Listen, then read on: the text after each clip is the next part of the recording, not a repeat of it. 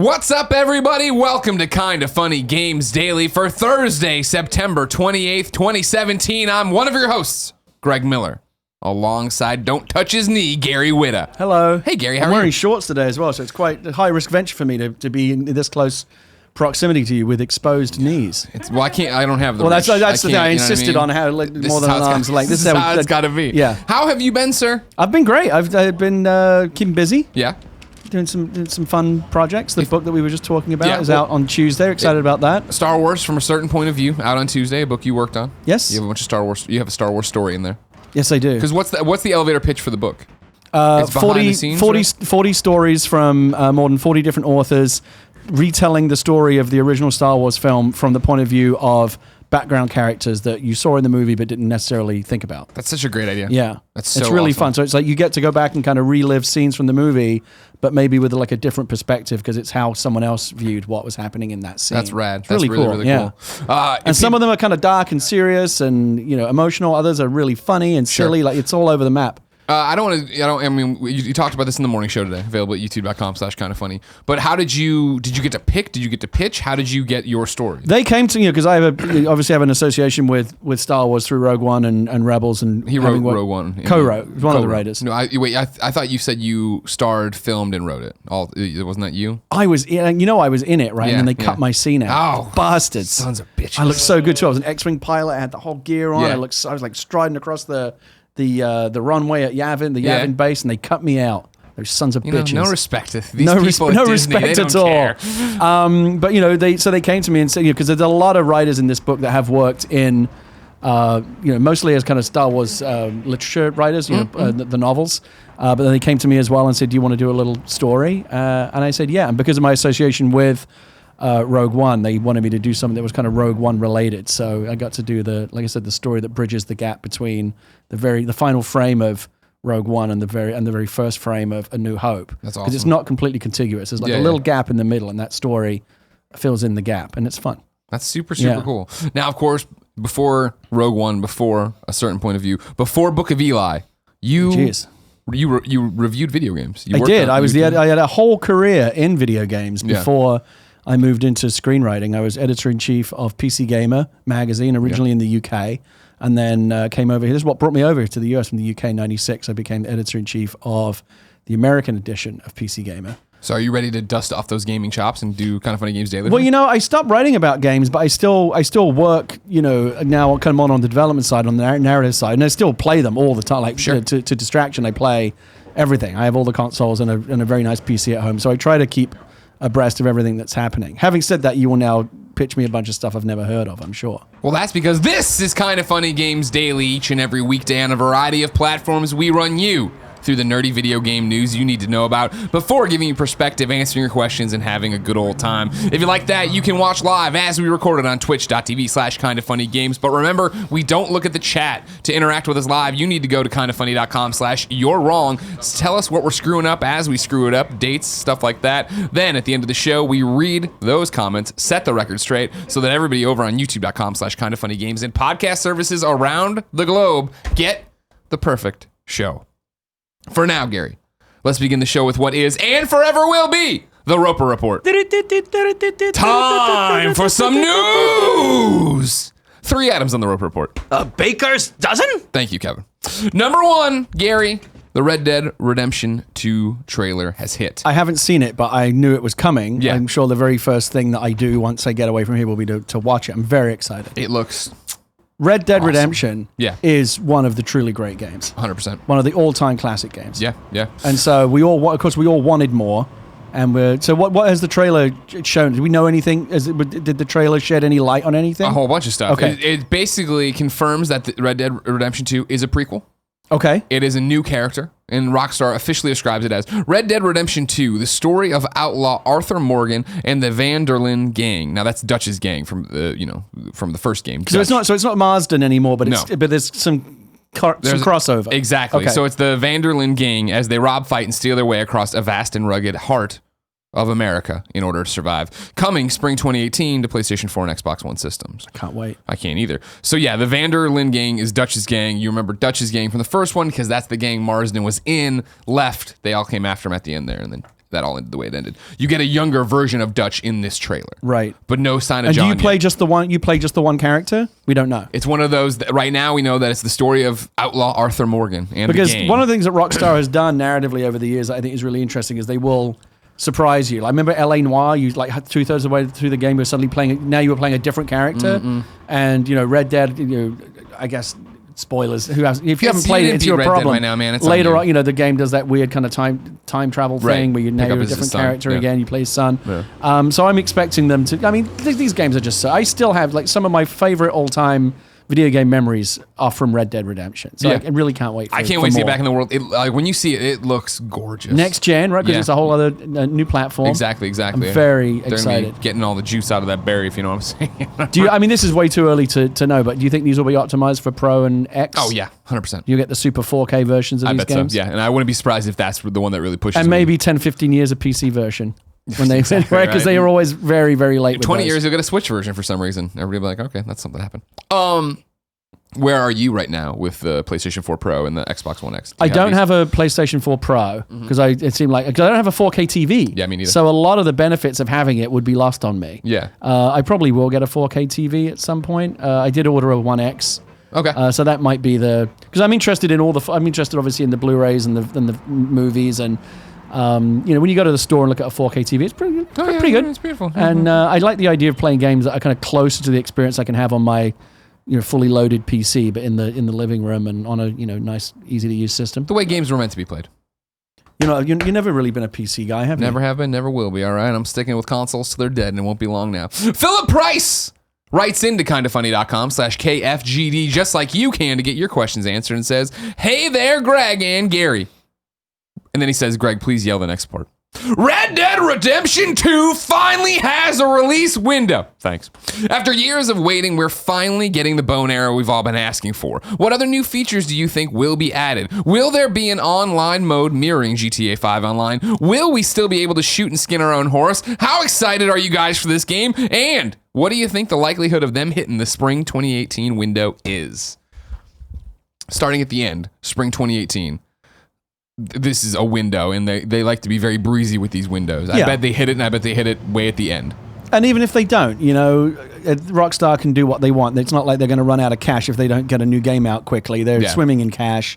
They want to get it right. They'll release it when it's ready, and they obviously feel confident they can do it in that window. I hope they do. The sooner the better. Can't wait to play it. Exactly. One of the things I find fascinating, since you mentioned GTA and online, I didn't know this. Something I discovered only recently is that GTA 5 has had this incredible tail end of a life. Oh my God, through these, through all the online we talk about it all the time here, expansions. We do This was NPD one of the numbers, most perennially popular games online. Because of online, hugely popular. So I mean, how great would it be if the new Red Dead had a similar expansion after expansion of the cattle rustling expansion and the robbing a train. They're you could just go on and on forever. Rockstar has found money hand over fist with that mode. They'll do a battle royale, drop 100 cowboys on an island, and 100 horses coming down by parachute, attacking everything. Doing that's grab that horse. That's a slam it's only a 2-person horse. What are we gonna do? It's a slam dunk that they'll have online. I think there's been leaks and rumors and all that jazz about it already.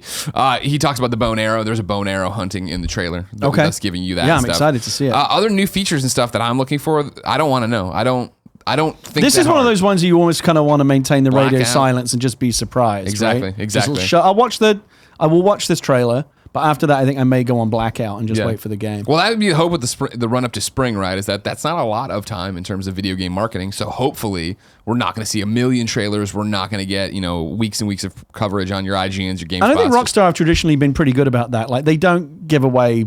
They don't do big surprises. Sure. They keep it all under their hat until the last second. They always do very compelling, evocative trailers, but without giving away too much. Yeah, this certainly is one. I'm excited for you to see it. Next, Rusty writes into kindafunny.com/KFGD and says, yo, yo, yo. So the Red Dead trailer got me wondering, why does anyone make prequels? I honestly can't think of a good one in games or movies. What? And yet they keep coming. I don't know if you hear on the show, but I love it. I am so much more interested in what happens next to the Marsdens than what came before, and I'm never going to return to the first game, so further insight into John's past won't have any effect. Do you agree, or are you looking forward to finding out more of the reasons Dutch is indeed a dick? Love and touches, Rusty. You literally wrote a prequel movie called Rogue One, Star Wars Rogue One, or Rogue One, a Star Wars story. It was technically a prequel, yeah. Yeah. It was awesome. Thank Loved you. it. It was great. I think most people loved it. Cool, Greg. You loved Rogue One? Yeah, it's just cool. Yeah, thanks, buddy. Why do people care about prequels? You know, I don't know if there's a hard and fast rule about, well, it's always better to go forward than to go back. Godfather 2 was a prequel. Yeah. Pretty good movie. Yeah. And I think you do it on a case-by-case basis. When you look at the next, you know, we want to iterate again. We want to do another story in this universe.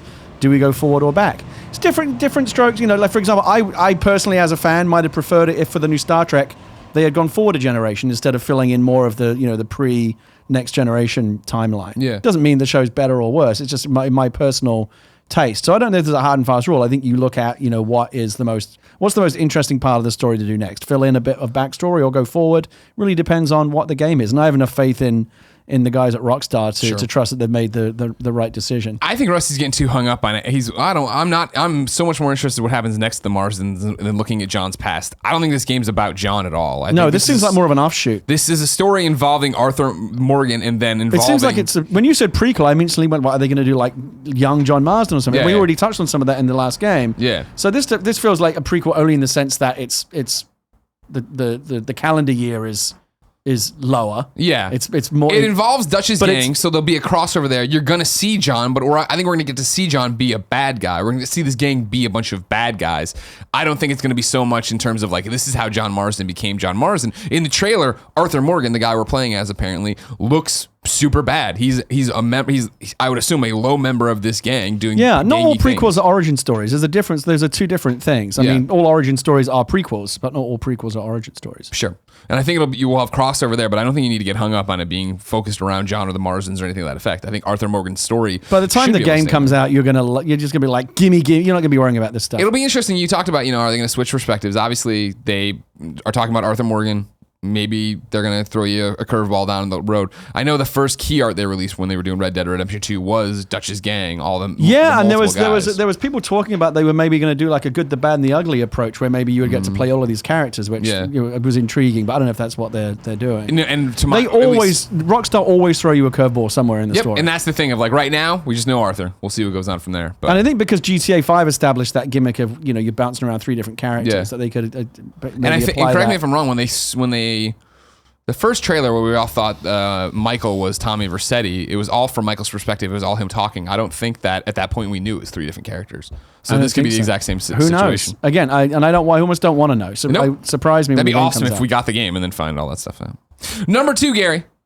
What's number 2? Gravity Rush 2 online services are going to end in January. I don't even know what that is, which is perhaps part of the reason why the online services are ending. Exactly. No, Gravity Rush 2 is a PlayStation 4 exclusive game. Okay. That is a sequel to Gravity Rush 1, which of course was on the PlayStation Vita, eventually got remastered for current PlayStation platforms. You were Kat, a woman who can control gravity, and you go around with your little cat, have hijinks, and you were like a superhero.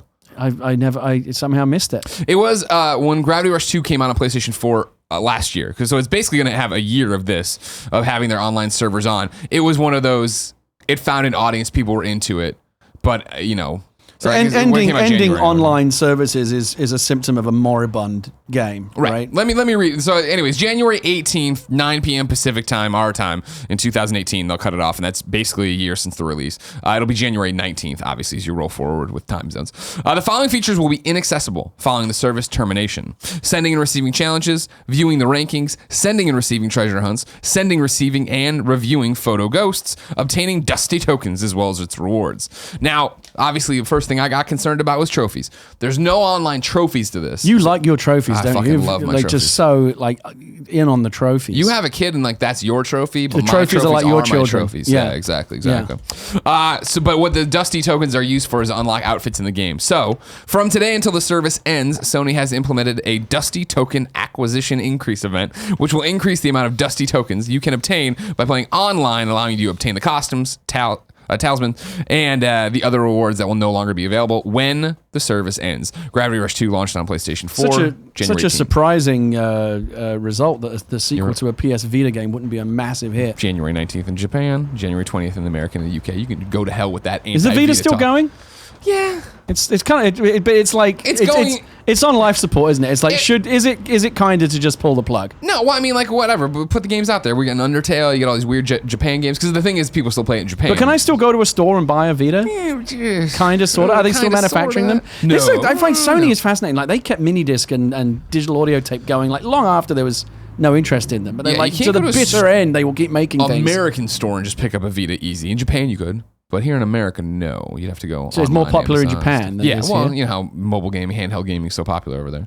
People find it. But even there, they're starting to wind down. There was a big thing out of TGS this year. Andrew House talking about the fact of like, Switch is interesting, but we're kind of not thinking we have any spot in that race anymore. We're focusing more on mobile stuff. And at TGS, I guess there was like no mention of Vita, which is so I think they're just weird quietly like just. I feel like a long time ago, hoping people just kind of forget that they turned off the engine of the plane and it's just coasting. You know what I mean? It's still going. It's still up there. It's just not going. Yeah, like when Microsoft kind of started to pretend that like the Kinect never happened. It's kind of like that. Exactly. Why not Pete writes into kindoffunny.com/KFGD, be a part of the show, and says, today Sony announced that Gravity Rush 2's online features will shut down exactly 1 year after its release on January 18th, 2017. He is apparently in Europe, so everybody stick with that.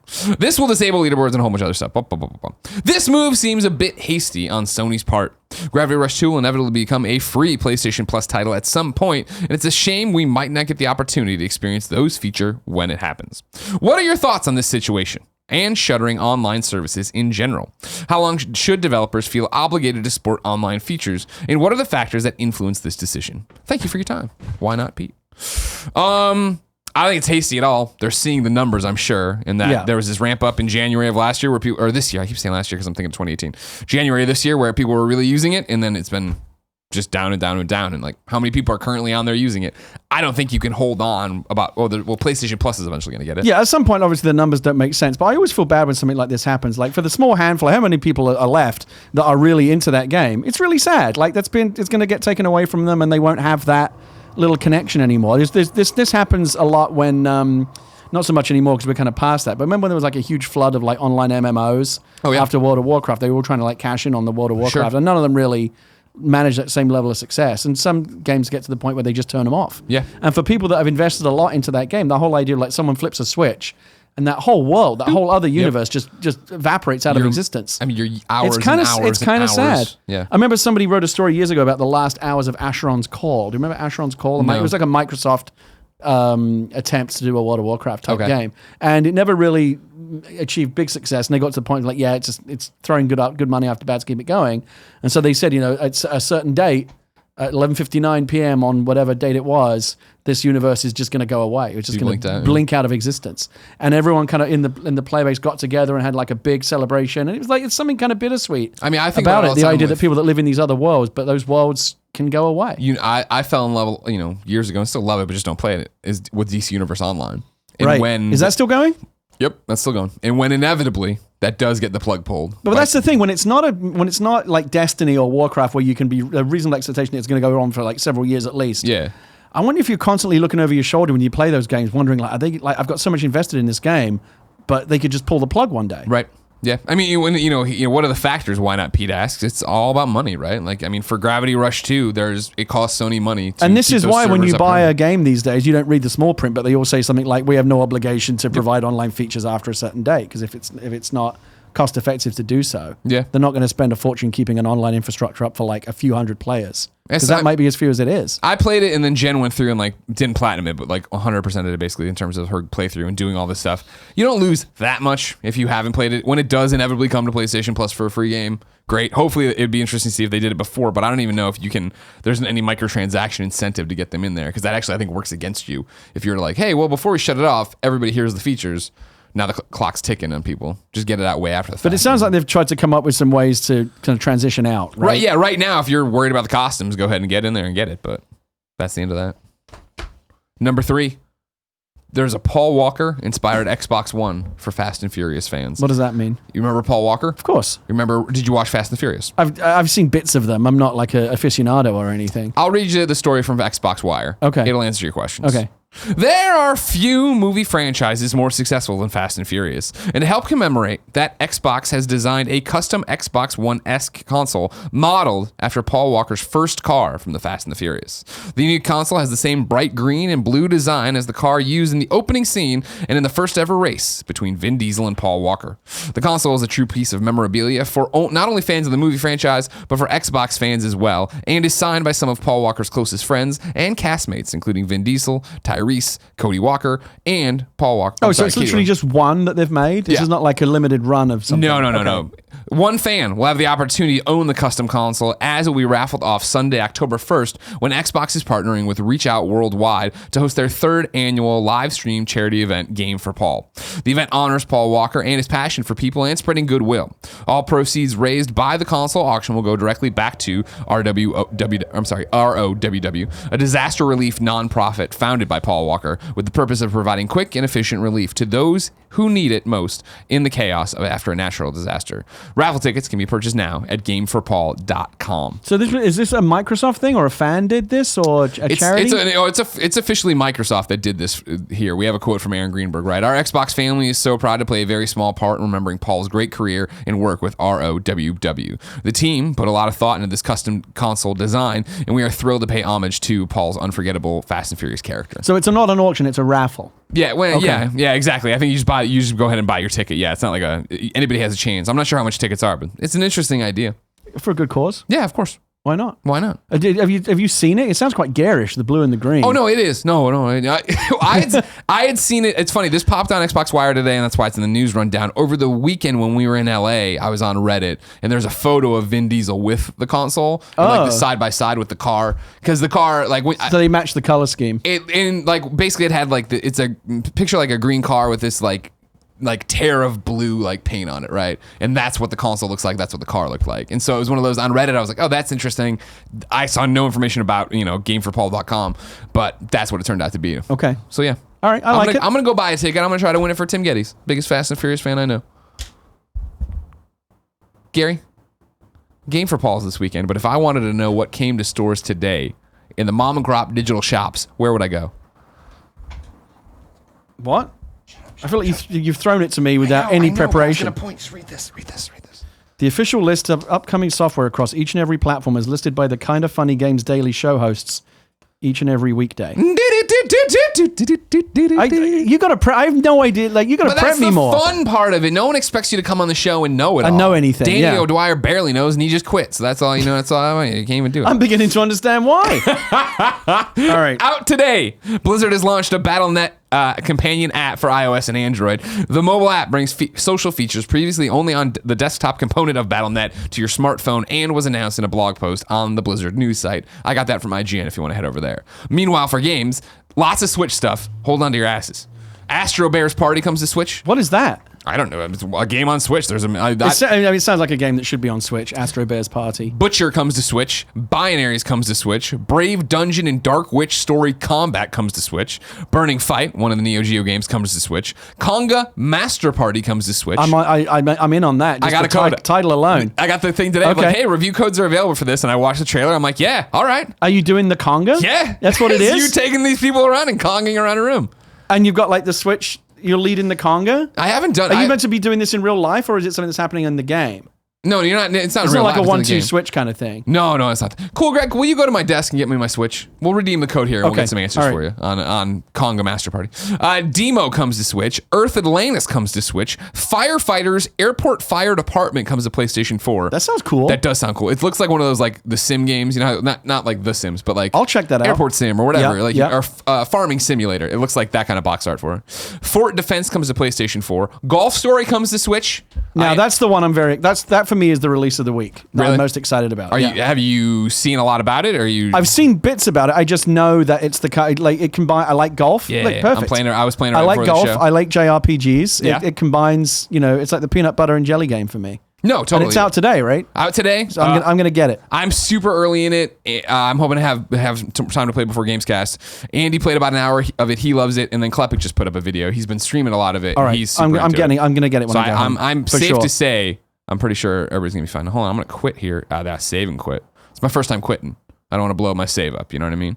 Then Right. we're to gonna make sure that your progress has been saved. Hold on, we're gonna go to here. We're gonna down here. We're gonna redeem this here this Conga You're gonna put Master the code for you. in right now? You can do why not? You know what I mean? I guess. Show how the sausage gets made over here. When you got a problem with that, Gary? You know, you've been riding my ass all show, and I don't know if I like it. That's kind of my. I like coming on here and giving you grief. Somebody has to. Here. So now you pick up with Inversus Deluxe. Oh, you want me to read the rest of the list while you do this? Here while I do this. All right, Inversus Deluxe is out on Switch today. Mahjong World Contest is out on PlayStation 4. I'll probably skip that one myself. See, I was thinking about getting it because I love Mahjong. Do you like and Mahjong? It sounds like easy trophies. All right.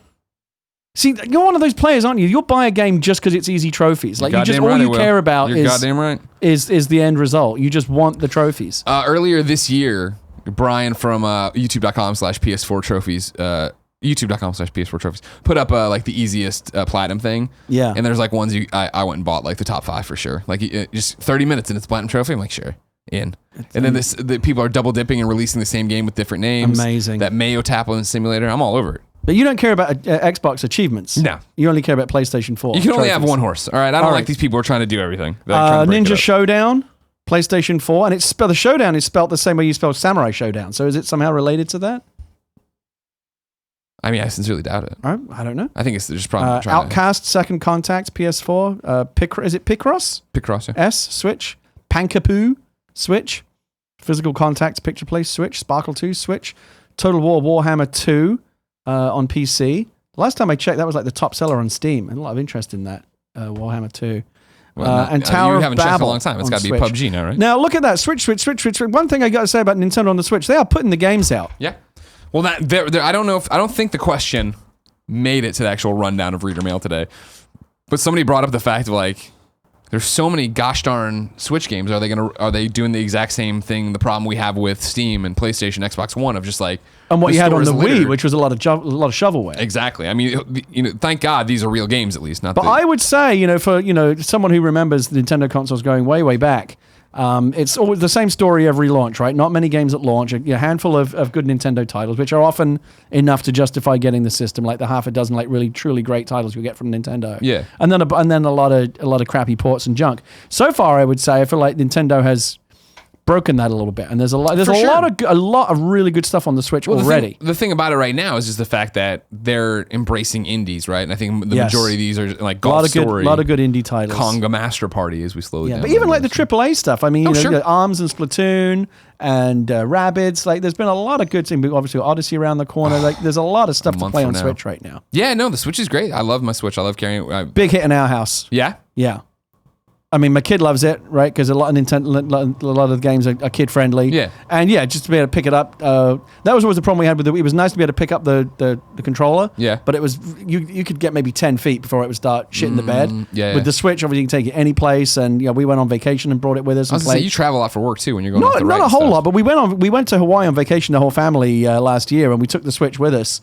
And like the journey on the plane just goes like that when you've got a Switch. 100%. So if you have a game on the Switch you love and you're on a plane, I was playing Mario Kart Deluxe Yep. on it, and some Puyo Puyo Tetris. Yep. Yeah, the flight, like before you know it, we'll be landing in 5 minutes. Wait, what? Yeah. When we went out to Boston for PAX East playing Zelda for the first time, that was the thing of like, it started to die. I was like, I've been playing for 3 hours? Oh, God. You plug it in, then 3 hours later we were there. It was like, I think it's the best thing that Nintendo's done in a long time. 100%. Love it. For new dates for you, we have a couple here. It's coming to Xbox Game Pass on October 1st. You're getting a bunch of games. Street Fighter 4, State of Decay, Saints Row Get Out of Hell, The Bug Butcher, Costume Quest 2, Medita, Castilla, EX, Cursed Castle, and Tower of Guns. Again, what is Games Pass? Is it like a subscription service? It's like their Netflix, right? Where it's like $10 and you get all these. You can go in there and play these games, but you download them to your unit, so you don't have to play. You're not streaming like on PlayStation. You're just getting in there and being able to play all these games. Got it. And so they add stuff to it. It's a really good program. Yeah, I gotta check that out. Gary, you ready for reader mail?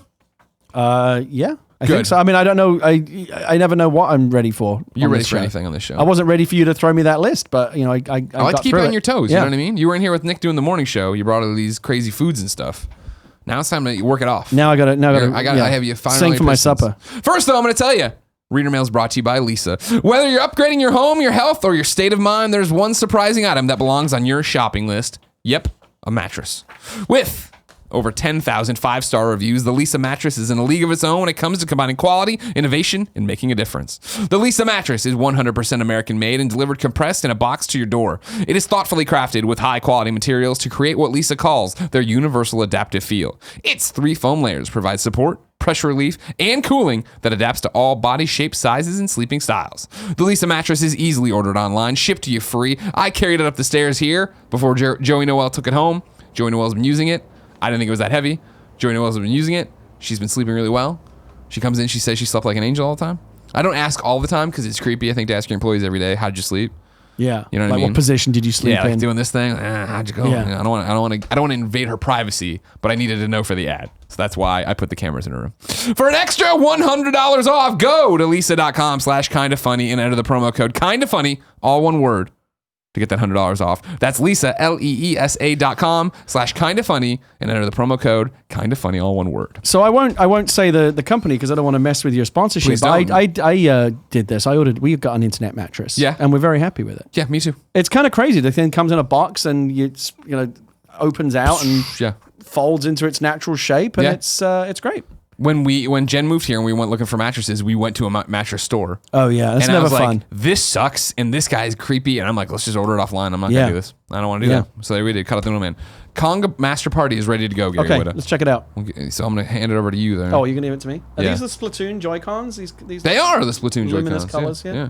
Yeah. If you're a listener, I have the neon yellow Splatoon Joy-Cons, and when they debuted those, I was like, those things look hideous. They do. And then when I got them in real life, I was like, you know what? I kind of like this. I kind of like this vibe I got going on here.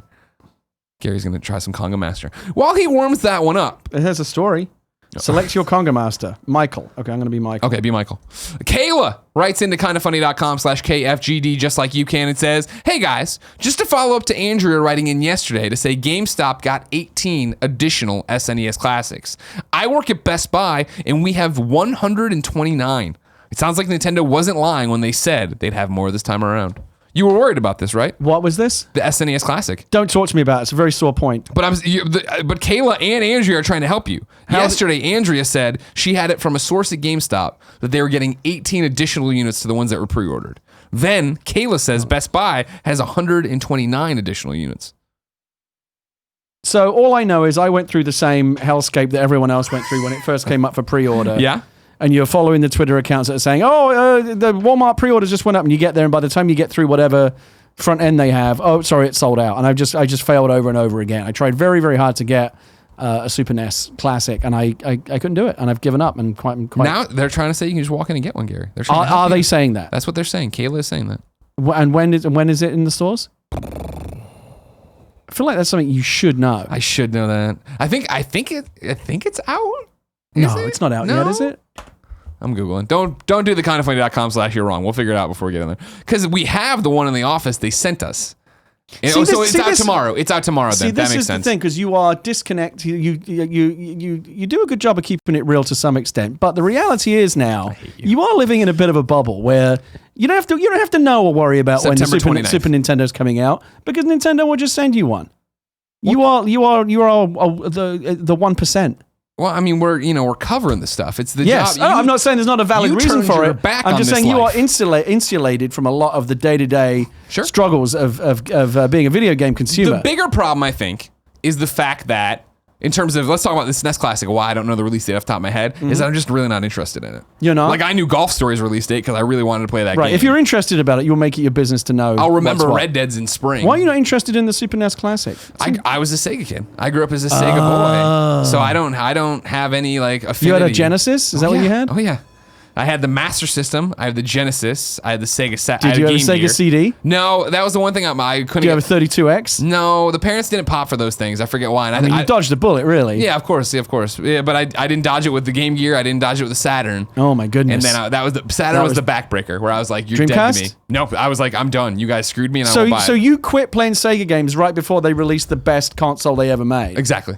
Wow. But it was your time. You know, that was the problem with the Dream. So you had Dreamcast. moved on, what, PlayStation by that point? PlayStation 1? I went to N64 and then got a PlayStation Okay, 1. Yeah. okay. And the N64 was the first And I had a Game Boy when that was the hot thing, and whatever. I feel bad that you missed out on the Dreamcast because that really was an incredible. I almost machine. broke on it because I went over to every day after school for like a couple weeks. I would go over to the Target across the way and play Crazy Taxi till I came to get picked up. Like I still remember to this day because it's easy to remember, right? Oh, yeah, $9.99. Yeah. I still remember going to. They remember the warehouse. They didn't even exist anymore. You used to go buy your records at the warehouse. Yeah. That's where I got mine. Yeah. I remember playing NFL 2K, which was one of the launch titles. And I remember for the first time thinking, this is like truly next generation because there wasn't anything like it at that time. And Crazy Taxi, oh my God, great games. It was beautiful. It was a great system. It's just that they'd they'd salted the earth with The Saturn. Yeah, the if Saturn you bought a Saturn, you were like, I'm not buying another one. I don't trust you guys as far as I can throw you. And that was the end of that. Yeah, I was sad. Yep. Fun memories though. We've been talking about Nintendo and how we like stuff happen over there. Matt writes in to kindoffunny.com/KFGD just like you can. It says, hey, Greg and Andrea. Swing and a miss. That's scary. Not I sure. can be Andrea if you want me to be. No, don't do that. Not sure if you guys already covered it, but Golf Story quietly released on the eShop this morning, and so far it is fantastic. I also recently played Steam World Dig 2 on the Switch, and I had a blast with that as well. What was that one? Steam World Dig 2. Don't know that one. It's another one that I've seen Brian Altano tweeting about how much he loves it too. Okay. It's doing real well. With the steady release of solid to fantastic indie experiences filling the gap between bigger AAA offerings, Nintendo is building its library at an amazing pace. Do you think Nintendo can maintain this momentum for the foreseeable future, or is this pace of great release after great release simply impossible to continue? Love the show. Keep up the good work, Matt. So I think that question is born out of what we were saying earlier, which is this is so unlike Nintendo to be regularly releasing new games. We're used to being in a little bit of a kind of feast or famine. Desert, yeah. There's usually not a lot of. You're usually waiting for the next big Mario, Zelda, Metroid, or whatever, and then you get Guy Fieri's cooking challenge or whatever bullshit is getting shoveled out. Don't fucking talk shit on Guy. All right. Really? Big fan of Guy. Really? Yeah. And you're a foodie? Yeah. Well, I mean, I have a cooking show. I know, but Cooking Greg, have you been to Guy's restaurant? No. We should go there sometime. Where is it? One here? There's one in Vegas. Okay. There's one in New York. I know the New York. There's not one yeah. here. Okay. But I do want to try that donkey sauce. I will go gladly to Vegas with you and go to this guy. I feel like that would be a very special episode of whatever. Yeah. We should do that. Of whatever kind of funny video We should do that. We should do that.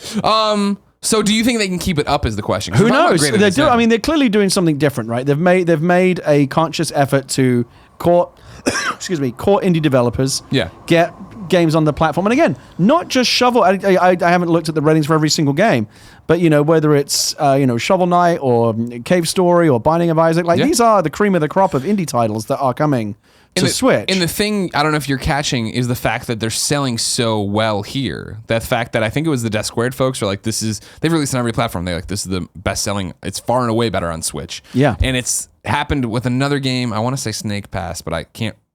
Don't quote me on that one. Kindoffunny.com/you're wrong. I know there's another game that talked about how great their sales were on Switch. But part of that, I feel like, here's my concern.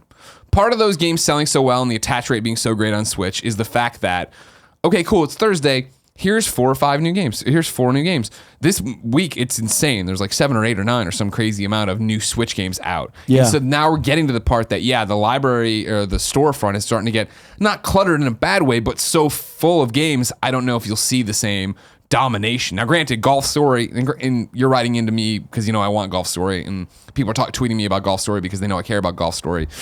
That seems like a game that's going to do really, really well. But I don't know, is Conga Master going to do well? Or are we I don't know. I mean, there's also around titles on every system, right? I mean, Xbox and PlayStation both have very full stores that you can get lost browsing in, and there's good stuff and bad stuff. And I think Nintendo is finally kind of achieving parity with that. But there's not.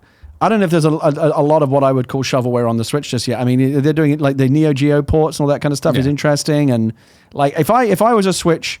I think this is the first time. Remember how you used to say Nintendo's always your second console? You have your base console, and then you want to have the PlayStation, Xbox at this point are essentially almost exactly the same system, right? And there's very little daylight between them. Nintendo has always been the one off here doing something. You still want that because that's the stuff over there that you can't get anyplace else in terms of the Mario, Zelda, those titles, and also just the whole nature of the experience, whether it's the Wiimote or just the fact you pick the whole thing up. Yeah. There's always been something unique that they're doing. So you want to have it as well as whatever you might already have. This is the first console that Nintendo's made that I would say you'd be okay if this was just the one machine that you had. Sure. You wouldn't be super happy, but you could live on it in the way that you couldn't live off previous Nintendo consoles because there just wasn't enough stuff. Right. Now, I mean, there was a ton of games for the Wii, but they were mostly terrible. Yeah.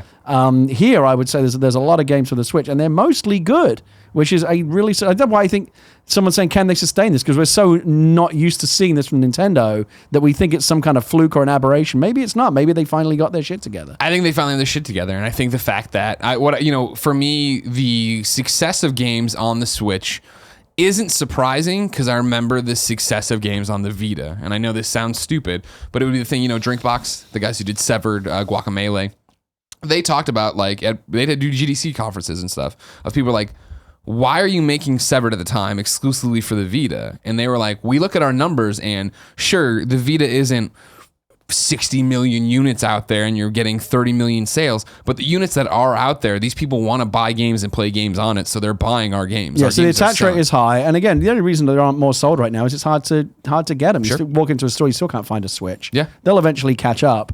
But it's a perfect system for indies, right? So handheld is good for short play sessions. Mm-hmm. Indie games generally tend to have lower overhead for system requirements, so there's no barrier to those games being on the Switch. It's a great confluence of circumstances, and I'm really I browse I have the same thing. I browse the Nintendo, the eShop, and I go how is there? I'm used to this being like Kmart, these kind of dusty, these kind of depressing aisles of stuff that you don't want.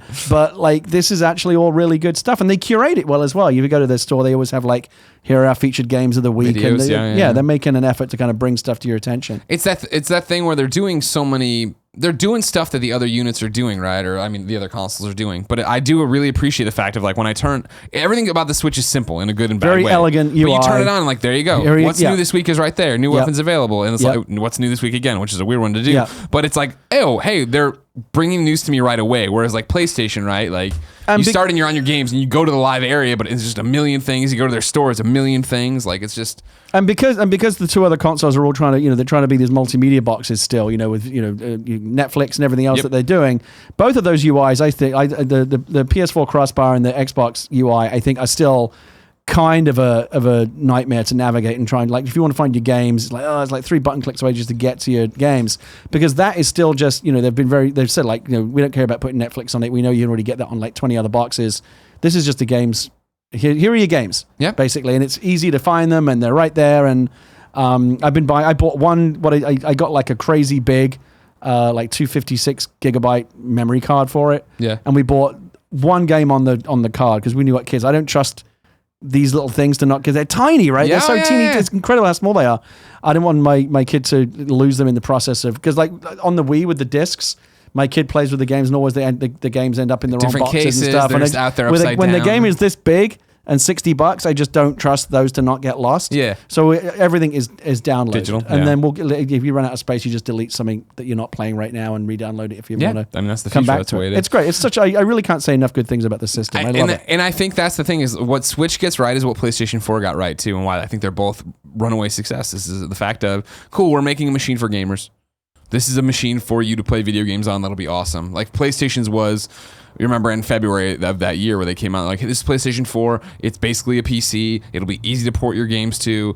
Games. We want to make this easy to get great games on it. And they've stuck with that. And that's one of the reasons the box ran away, especially compared to Xbox One at launch, which was going to be the media hub and Connect and this and TV and Call of Duty and all this jazz. I mean, they ended up basically having to completely relaunch the Xbox, didn't they? Because they screwed it up so badly the first time. Exactly. And then I think Switch was the same way of all right, cool, it's going to have all the Nintendo franchises you know and love, with games that are always awesome, but maybe you didn't play on Wii U, and then we're going to give you a steady stream of cool indie stuff. Yeah, and as much as we look back on the Wii U as not a successful machine, I feel like that was the machine they needed to make in order to get to the Switch. Do you know what I mean? It was halfway towards the concept of you can pick it up and play it on the tablet, because it was still that wasn't the whole thing. It was just still needing to transmit and receive from the actual box. You couldn't move that far away from it, so it was never fully. That whole business. It was the first time where the way they portrayed it in the ad, when you actually got the system, you went, oh yeah, this is actually really cool. You just put the thing in the thing, and it's instantly on your TV. Yeah, brilliant. Yeah, works brilliantly. Yeah, I love it. Yeah, they nailed it. Gary. Golf Story when I get home. I'm excited about Fuck this. yes. Javier Bonnier Ruiz writes in and says, "Greetings, Greg, and welcome, Gary. Greg, congratulations on hitting episode 200 of the Game Over Greggy show. My goodness. Please let Tim know that you guys are also celebrating another milestone today. Congratulations on making it to episode 69 of Kinda Funny Games Daily today.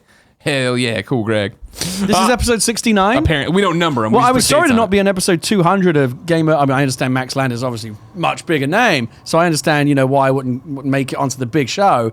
But 69, You did pretty well. right? Is this- Yeah. yeah. You know what Okay, that so good. means. All right. My question is, what sexual moments or connections between characters are your favorite? Greg has mentioned in the past that he loves Madison Paige and Ethan Mars from Heavy Rain. My personal favorite is between Mike and Jessica in Until Dawn. Keep fucking that chicken from a galaxy far, far away.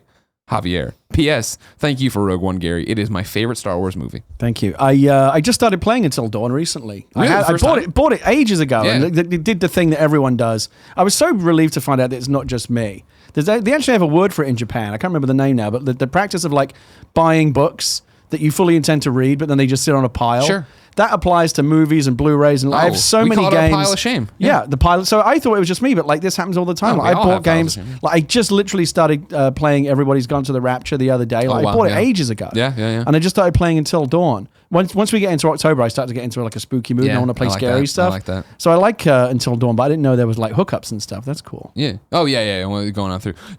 How do you come down on? Do you have for you as somebody who reviewed games, plays games, but now writes movies and actually writes And stories games. and narratives and stuff? Yeah. Okay. Whatever. You know what I mean? What games you made? What games you working on right now? Break some embargoes. What do I you can't say what I'm working on right now, Yeah, you can't. You son of a bitch. but I worked on Walking Dead. I remember that I episode worked on 4. Halo 5. Yeah. I don't know about Halo 5. Yeah, I was a consultant on that. I missed that. I'm like, wait, you have to watch the credits for like 8 minutes before you would see Sure. my name, but I'm in there. Okay. The original Prey, Duke Nukem Forever, back in one of the ill-fated. And I'm working on a couple of really big things right now, but I would like be in so much trouble if I told you. You making So a Superman game? I'm not going to. I got plenty of ideas. I can help you A with. Superman game? Yeah.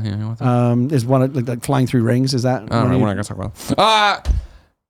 Do you have a relationship that stands out to you from a video game? I mean, so few games do it, right? Right. So few So games few go games do into it that. well. So few games do it, and even fewer, as you say, do it well. I always thought that BioWare, Sure. Mass Effect Sure. and Dragon Age. Age. Always, it's so easy to do it just for like a bit of kind of spurious, like, oh, they're gonna get naked. Six. But you try and want it to mean something. And I know one of the things that I think BioWare did really well was the relationships generally were handled in a fairly, even the sexual part of it, they were generally handled in a fairly Tasteful way. mature, Yeah. tasteful way. Yeah. Bioware's a great answer. Yeah, I remember my Commander Shepard hooking up with people, and like it was that thing where I started as a joke romancing Garrus. Yeah. But then like I really was like, oh man, Garrus is awesome. I do want to see these two hook up and not just be crazy alien sex. I played each Mass Effect game. I haven't played the new one because it seemed very mixed. Yeah. But 1, 2, and 3, particularly 2, which is still class. Up there yeah. with Red Dead for me as an all-time classic.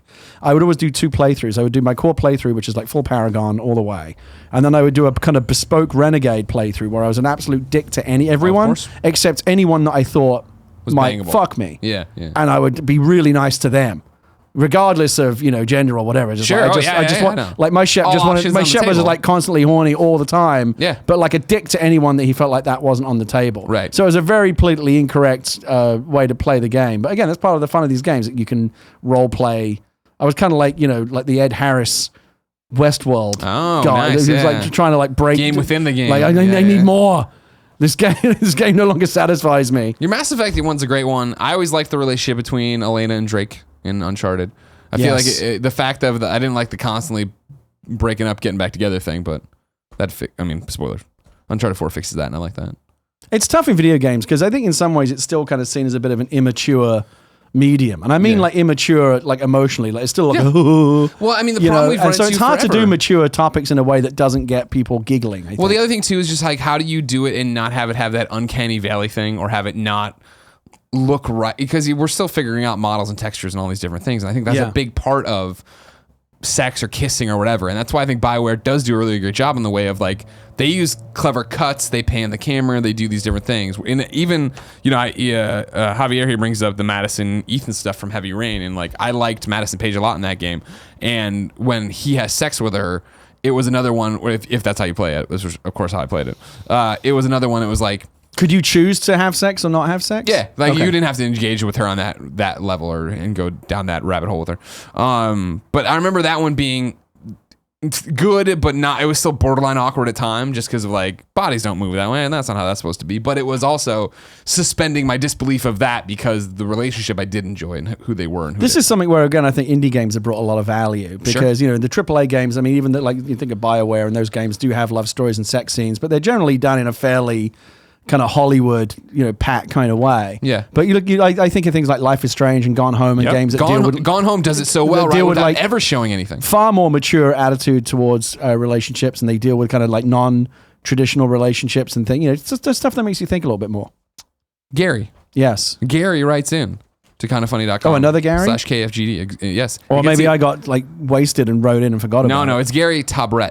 Okay. And Gary Oh Tabret no, says, that's the name I go by when I'm wasted. well, he says, as a fellow Englishman, my favorite treats in England is Viscount and Jaffa cakes. Viscount. My apologies. Don't. I didn't mean to offend you. So, what is your favorite American treat that you would recommend for your hello governors? That's other British people. Now that you've been here so long in America, That's a good question. what would you send back to somebody if you went over there to do the Oi Governor show, and you were going to bring them funny American food to eat? You know what my guilty pleasure is? Lay it on me. Nabisco chicken in a biscuit. Never had. You ever it. had chicken in a biscuit? No. It's like a chicken flavored cracker, like a Ritz, Okay. but it's chicken flavored. Does it taste real good? I personally like. I mean, it's really a guilty pleasure. Like you can feel like your judgment of you the can feel cashier. your expiration date marching towards you as you're eating each cracker. They're not in any way good for you, but Of course. I do like chicken in a biscuit. Okay. And I like. I'm trying to think of another good. Let me stew on it. I'll come back to you because that's a tough one. I have one question. The final question is also directed to you. Edward writes in to kindoffunny.com /KFGD just like you can and says, would you ever consider writing a video game? And if so, what would it be? I think he means, obviously people know your Walking Dead stuff. Yeah. I didn't know about Halo 5. That's great.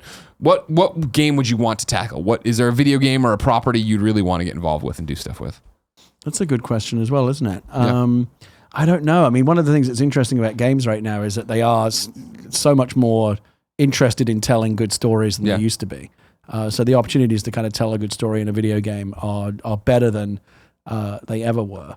It's funny. I actually had a conversation with PlayerUnknown about it. I think there's a lot of untapped lore and mythology to Battlegrounds And that has not yet been explored. You're obsessed with Battlegrounds, yes? I'm playing it less now than I was, because I realize I'm just not good enough to kind of pass Compete? muster. I just get killed way too often for it to be fun. It's a challenging game. But I have had my fair share of chicken dinners, and they are very enjoyable. And I think it's a game that works perfectly well without any mythology. Like, what else do you need to know? 100 people on an island, grab stuff, kill each other, be the last man standing. Is that a game that is really crying out for much in the way of narrative context? Perhaps not. But as I often find myself as I'm playing games, if the narrative is not quite there, I'll often find myself just kind of filling it in. Sure. Like, why are we on this island? Who sent us here? Like, why did I volunteer? Was I forced to do this in some way? I just, as a storyteller, I just subconsciously start filling in, like, kind of role playing, just subconsciously in the back of my head. So maybe I think there's an interesting story to be told about what the island is and why those people are there. You're going to write the novelization. The novel, of the PUBG. official, or the comic book or something. Oh man, that'd be awesome. Oh, there's ways to. One of the things I think Overwatch did this very well is within the context of like a competitive first-person shooter. There's not a lot of opportunity to tell the story, right? Because you just want to get on with the killing. Yeah. But they found a great way to kind of tell the story in the videos and the extra stuff that happens around the game. They release new character videos, and those Tracer and all those characters have bios and stories and narratives and backstories and all really interesting stuff that you experience kind of outside of the game. And then when you go in to play the game, you carry that with you into the game. So the game itself doesn't have to carry the burden of telling the story because Blizzard are doing it outside of the game. But every time one of those new character videos drops, we all want to go see it, right? Because Blizzard make great cinematics and they do amazing stuff. So they try to make you cry all the time. They try to, and they often succeed. The May one that they just did was fantastic. As somebody who doesn't even like play Overwatch, right? I've dabbled. I'm like, oh, okay, I get it. Not my kind of game. When those drop, I'm like, oh yeah, let's watch this. And May's one is like, oh my god, heartbreaking. So yeah, I'd like to try and figure out like what's going on in the world on that island. Why are they there? Write me a treatment. Give me a 1-pager or whatever. All right, I'll have it on your desk in the morning. Thank you so much, ladies and gentlemen. It's time to squad up. This is where one of you writes into kindafunny.com/KFGD. You give me your name, your platform, your username on that platform, and why you need help in a video game. Then we read it here. The best friends find you. Everybody plays together and has a great time. Today, Danny V is writing in. He needs help on the great PSN. His PSN name is Future Game Dev. All one word, Future Game Dev. Why does he need help? Just Cause 3, because I love failing to smash everyone's name off the leaderboards. So if you're playing Just Cause 3, you love that game, hit up Future Game Dev on the PSN, become his friend, play some games with That's Danny a cool little service you provide, isn't it? Like we're a bunch of cool people. You're like Tinder for video gamers. Exactly. You want to like meet and get Find to know sexy other people. video game players. Yeah, and in have your- sexy in your video neighborhood. game times playing Just Cause together. This sexy video game time was brought to you by Bombfell. Thanks to Bombfell for sponsoring Kinda Funny Games Daily. Bombfell is an online personal styling service for men that helps you find the right clothes. Once you sign up online and complete the simple questionnaire, you are matched one-on-one with a dedicated personal stylist who handpicks every piece. Your stylist will email you a preview of their selections, after which you'll have 48 hours to make any changes or even cancel altogether. You're in total control. Afterwards, Bombfell will ship you the selected clothes, and you'll have 7 days to decide and only pay for what you want to keep. Send the rest back with free shipping both ways. Tim and I are both using this. You saw me earlier this week wearing my Bombfell first outfit I ever got. This is not it. This is an old played out You are very outfit. well turned out, though. Thank you. For this show, I try to look good. Yeah. And the Bombfell stuff worked. If I'd have known, I would have made more of an effort. I mean, God forbid you watch some I mean, stuff, you're doing. If I'd have known God you were doing forbid you commercials subscribe. about like bespoke personal styling, I probably would have. Don't look like Gary. Look Yeah. like Greg. Use Bombfell.com. This is the before and after, right here, way before, Way before. and after. Yeah, exactly. We have a special offer for listeners of the show. For $25 off your first purchase, go to bombfell.com/kindafunny. That's BOMBFELL.com/kindafunny. Once again, bombfell.com/kindafunny for $25 off your first purchase. Thanks again, Bombfell. I see those services sometimes. They pop up in my Facebook.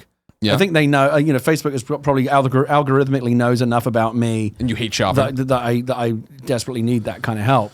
That's the biggest thing for me is like, I just don't want to go do it. I don't want to go to the store and walk around. I do that thing where I walk into stores. I'm like, Shopping is no fun. Wait for someone to at all. ask. It's This is way horrible. easier. Like going into the changing room and like trying no. the clothes on Yeah. and it doesn't fit or it doesn't look good on you, and then you got to take it back, and horrible. I hate it.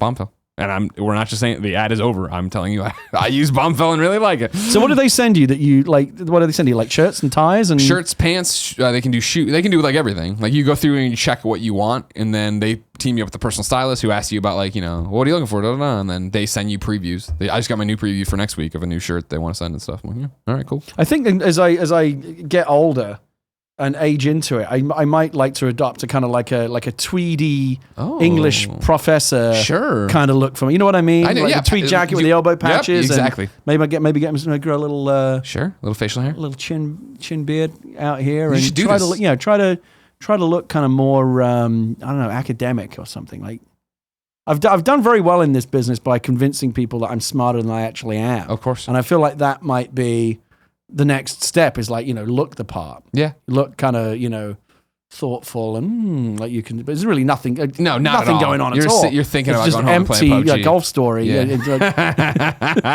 but you're sitting there going, And like, he's deep very, thoughts. he's yeah, very, what do you think about he's that? Very Yeah. thoughtful when you ask a question. Yeah. Ladies and gentlemen, like I said, we record this show live. If you ever see something wrong, you see something we say wrong, you want to correct us, you need to go to kindafunny.com/you're wrong while we record it. Just like Chris did. Chris writes in and says, not a correction. Okay, not a correction as much as a confirmation for Red Dead 2 Online. Rockstar Games on its site says the game's vast and atmospheric world will also provide the foundation for a brand new online multiplayer experience. That's Thank going you. to be great. I love it. NWA for Life writes in and says raffle tickets for the Paul Walker Xbox One are $20. Not bad for a good Alright. good cause, good thing.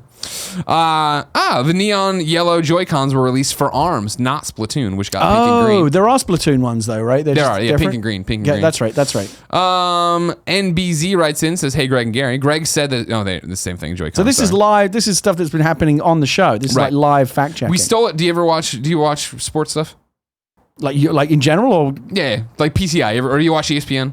yeah, ESPN depends show on yeah. has a show called Pardon the Interruption. Okay. Where Mike Wilbon and Tony Kornheiser talk through everything about the day or whatever, and then at the end they kick it to Stat Boy, who tells them what they screwed up. Oh, because you that's know how cool. it is. You're talking nonstop. You're gonna screw You stuff know, up. in and an say the era wrong thing. of fake news, that's a nice thing to have, like a bit of live fact checking. Well, it's just one of those things. I'm so dumb. I know I'm gonna screw stuff up, so I want the audience to get me. Got it. Number 93 says Oceanhorn isn't. Oceanhorn is the other game that was talked about on sale on Switch. That Oceanhorn on Switch outsold all other versions of. I've never even heard of that. It's a blatant Zelda ripoff, and it's good.